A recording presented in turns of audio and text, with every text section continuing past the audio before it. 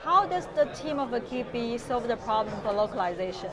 So for localization, what we're doing there is we're working with existing loyalty systems that already have local brands onto their loyalty system. Yeah. So what we have is, let's say, two types of brands. The big, huge brand that has their own customer base that also have enough resources to do their own loyalty program, or there are smaller brands that work with an existing loyalty system. So what we try to do is we're trying to onboard those existing loyalty systems so that the local brands can also profit from that kind of technology.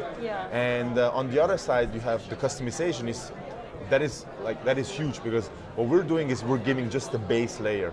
So you get our API, you have different endpoints that you have to integrate, but the customization is full on your side. So you can do whatever you want. You can reward whatever you want with our technology, and that's the huge potential about it, because it is fully customizable, and I think that is huge for the whole market.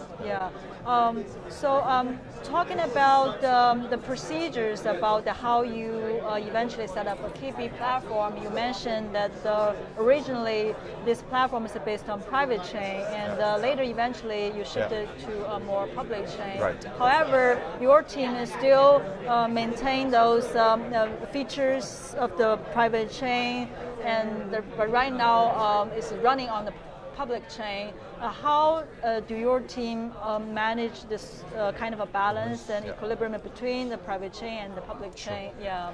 So the idea was following. We said, okay, we closed the first customer which wanted to work with us, and we couldn't wait until Ethereum or any other blockchain, public blockchain, is ready to with full speed, with a really good transaction cost.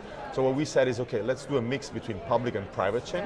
So all the transaction based on the rewarding system, the reward and redemption, are stored on the private chain. On the private chain.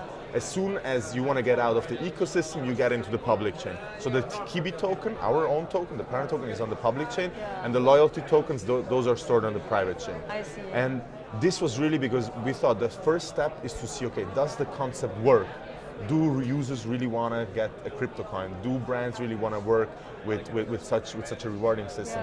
So the first step was not solving the scalability issue, but it was really seeing, okay, does the concept work? Now that we know the concept works, we can move to the next step, and we can look how are we going from private chain to public chain and fully decentralize the system. And there we're looking at, there are so many options that are now a vision that will be here in a few months or a few years. There is, of course, the Ethereum updates that are coming more near, where we will see how are they really developing. And we talked to some other protocol developers here.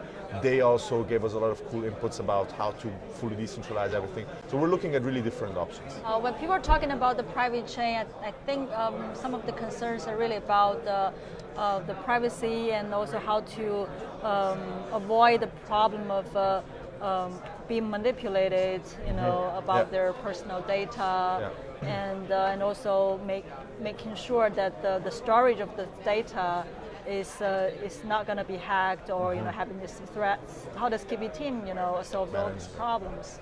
So what we see is that the private chain is actually, it has the same characteristics as the public chain in sense of immutability. You can manipulate anything, you can't hack it. Now the risk that you have with the private chain is you have a low amount of nodes. So of course the public chain has thousands of nodes, and when the private chain you have a lower amount of nodes. So if somebody attacks the nodes, you have a problem, because then let's say the thing is down.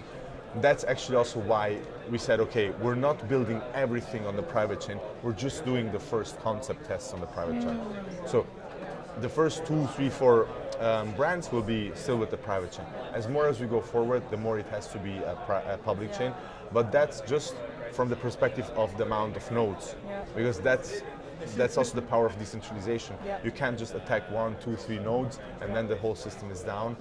You would have to attack thousands of nodes to bring it down. So I think that is, of course, it is a huge part also, but I think that we managed to set up a pretty good structure that the security is really high, and that for us it's sure that we're not going forever with the private chain. And meanwhile, qiibee platform still maintains those merits and advantages of a private chain. Completely.